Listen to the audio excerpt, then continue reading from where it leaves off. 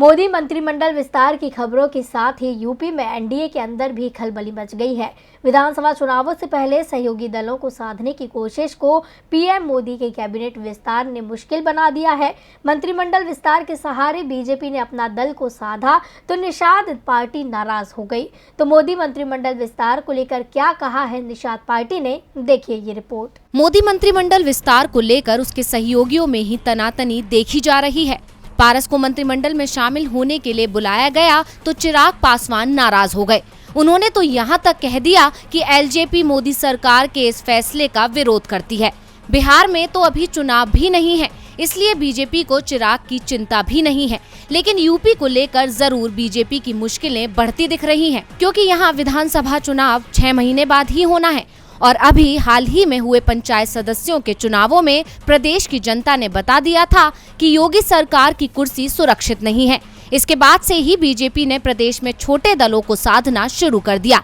जिन दलों के नेता पहले बीजेपी के दरवाजे पर पहुंचकर बीजेपी नेताओं से मुलाकात की मिन्नतें करते थे, आज वो ही बीजेपी को आंखें दिखा रहे हैं और बीजेपी के वरिष्ठ नेता उनसे मुलाकात की कोशिश कर रहे हैं।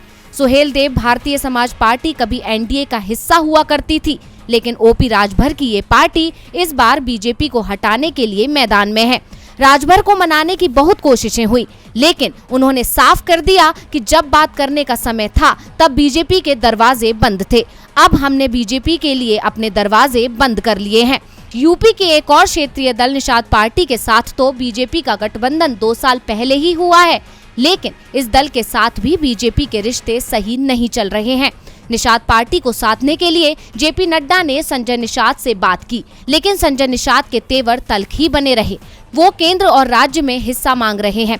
यूपी में 2022 के विधानसभा चुनावों के बाद बनने वाली सरकार में उन्होंने डिप्टी सीएम का पद ही मांग लिया है और आज मोदी मंत्रिमंडल विस्तार को लेकर उन्होंने कहा कि यदि अनुप्रिया पटेल को पीएम मंत्री बना सकते हैं तो प्रवीण निषाद को क्यों नहीं। बीजेपी को 2018 में गोरखपुर की हार को याद रखना चाहिए, जब निषादों के विरोध के चलते बीजेपी अपने सबसे मजबूत गढ़ में हार गई थी।